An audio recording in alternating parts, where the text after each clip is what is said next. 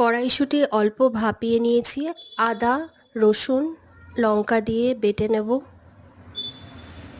মিশ্রণটাকে কড়ায় জিরে ফোড়ন দিয়ে ভালো করে ভেজে নেব। নুন দেব, চিনি, লঙ্কার গুঁড়ো, জিরে গুঁড়ো ভালো করে মিশিয়ে নেব যতক্ষণ না একদম শুকনো হয়ে যাচ্ছে। এবার মেখে রাখা আটা ময়দা থেকে লেচি করে কড়াইশুঁটির পুরটা ভেতরে পুরে এইভাবে বানিয়ে নেব।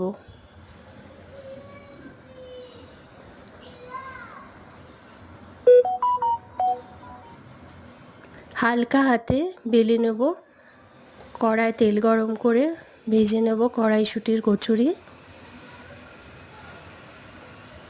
এটা আমি ফ্রোজেন কড়াইশুঁটি দিয়ে করেছি, সিজনাল হলে আরও ভালো টেস্ট হবে। তবে এটাও খেতে বেশ ভালো হয়েছিল।